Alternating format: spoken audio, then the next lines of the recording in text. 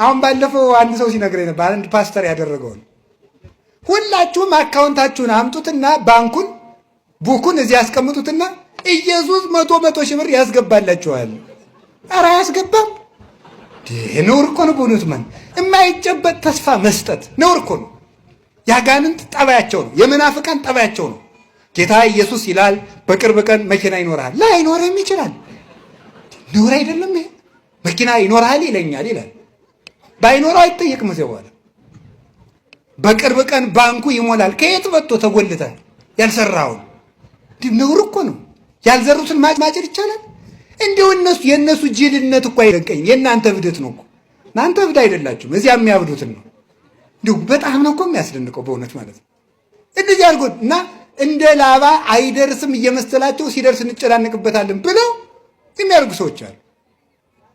እግዚአብሔር አሁን እንዲሁ እያለ የሚስቅ እግዚአብሔር አሁን አንዱ ያደረገውን ሰምታችኋል።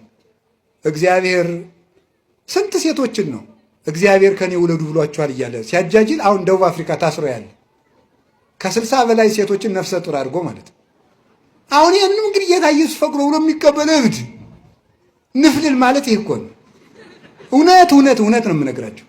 የማይጨበጥ ተስፋ አንሰማም። እስኪ በሉ የማይጨበጥ ተስፋ በሉ። ምን አንልም። ደግሞ ምንድን ነው የሚለው መጽሐፍ? ወዘሰ ዘያስተሪ ኢኮነ ተስፋ፣ የሚታየው ተስፋ አይደለም። እስኪ በሉ ሁላችሁ የሚታየው በሉ። ምን አይደለም? ተስፋ አይደለም። በሚታይ ጤና ይሰጥሃል። በቅርብ ቀን በእግርህ ትሮጣለህ። በቅርብ ቀን በእጅህ ትሮጥ። ምንድን ነው እንደዚህ ያለ ነገር? ዘሐመ ምስለ ክርስቶስ ይነግስ ምስለ ክርስቶስ እምከመ አረይነ ሕማመ ምስሌሁ ከማሁ ንኤሪ ክብረ ምስሌሁ። ቅዱስ ጳውሎስ ያለ በመከራ ከመሰልነው በክብር እንመስለዋለን። ከክርስቶስ ጋር እንሞታለን፣ ከክርስቶስ ጋር እንነሳለን። የሥጋ ስብከትን ተስፋ የሚያስደረግ የላባ ስብከት ይሄ ነው። ዝቁልቁሉን ውሰድ የሚል አይደርስም መስሎት ነው። ኋላ ምን አደረገ? ያዕቆብ የዋህ ነው፣ ሞኝ ግን አይደለም። ቅድም እንደተነገርነው 3 በትሮችን ወሰደና ላጣቸው። 2ቱን ላጠ፣ አንዱን ቅጥልጣል አደረገው። ቅጥልጣል ወይም ሸመለመሌ ምን ማለት መስላችሁ?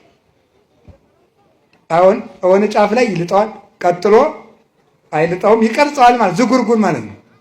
ኋላ እነዚያን አንድ ነው በደንብ አድርጋችሁ እንድሰሙ። 2ቱ ተልጧል፣ አንዱ ብቻ ነው ወስዶ አገንዳው ያደርገዋል። አገንዳው ሲያደርገው በጎቹ ያንን እያዩ እንዲጠጡ ያደርጋቸው። ሲጠጡ ደግሞ አውራ በጎች መጥተው አንድ እንዲሆኑ ያደርጋቸዋል። ከዛ በኋላ ያንን እያዩ ሲጠጡ፣ አንስት በጎች ያን እያዩ ሲጠጡ፣ አውራ በጎች መጥተው ደግሞ አንድ ሲሆኑ ያንን ብትር የመሰለ ይጸንሳሉ። ጠቅላላ በጉ ሆነ ምን እንደሆነ ዝጉርጉር። ደውኩ ይገርማል እኮ ጠቅላላ የሚወለደው በሙሉ ምን ሆነ? ዝጉርጉር እንዲህ ሆነ። ይህንን ይዘው ሊቃውንቱ ሴቶች እንደው አንዱ ነው ያለ ሴቶች ወንድ በተመኙበት ቀን ሌላ ወንድ ሲያልፍ እንደው በሜዳው ተመኝተው ማታ ከባላቸው ጋር ካደሩ የቀኑን ሰው የሚመስል ሊወልዱ ይችላሉ። ይሄ በጣም ችግር ነው ማለት ነው። ይሄ በጣም ችግር ነው። ከዛ በኋላ ሰውየው ምን ሊል ይችላል? ከማን የወለድሽ ይል ያ ልጅ ደግሞ ያ ሰውየው ቁጫን ሰውዬ አስቸጋሪ ነገር ነው በእውነቱ ማለት ነው። ስለዚህ ለዚህ ብልሃቱ ምንድን ነው የሚያስፈልገው? ዓይንን መመለስ ነግሬያችኋለሁ። እስቲ ዓይንን መመለስ በሉ። አዎ ቅዱስ ዳዊት ያለው ይሄ ነው። ሚጦላ አይንቴ ከመይራ ከንቶ፣ ዓይኖቼ ከንቱ ነገርን እንዳያዩ መልስልኝ። እስኪ በሉ ዓይኖቼ በሉ ከንቱ ነገርን እንዳያዩ ምን በልልኝ ነው? መልስልኝ። ዓይንን መመለስ እንዴት ያለ መልካም ነገር ነው ማለት ነው። እንደው በዚያው የሥጋውን የምናውቀው ትዳሩም እንዳይበጣበጥ ብዬ ነው ይሄን ያመጣሁት እንጂ ሐሳባችን ሌላ ነው። ዝጉርጉር ተወለዱ። ከዚያ በኋላ ዝጉርጉር ተወለዱ። ከዚያ በኋላ ምልክት ያላቸው በጎች በሙሉ የማን ሆኑ?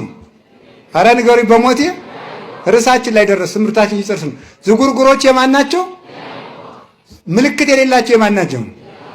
የላባ ናቸው ማለት። እዛው ላይ ያዕቆብ ያንን በግ ካተረፈ በኋላ እግዚአብሔር ምን አለ? ወደ ቤቴል ተመለስ አለ። ተመለስ እንግዲህ አንተን ድሮ ለአንተ ወደ ተገለጥኩበት አባትህ አብርሃምን ከካራን ከካላውዲዮን አውጥቼ በመስዋዕት መሰዊያው ላይ በተገለጥኩበት ላንተ በታየውበት ላንተ በተገለጥኩበት ለአባት ለይስሐቅ በታየውበት የወርቂቱን መሰላል ወዳየባት ወደ ቤቴል በጎችና ቤተሰብን በሙሉ ይዘህ ውጣ አለው። አባታችን ያዕቆብ ብዙ ነፍስ ሆኖ ዘመድ አፍርቶ ልጆቹን ይዞ በጎችን አስከትሎ በጣም ብዙ ሺህ በጎችን ይዞ ወደ ቤቴል ተመለሰ። እኛንም ሁላችንንም ይመልሰን እግዚአብሔር። ምስጢሩን እነጋገርና እንጨርስ።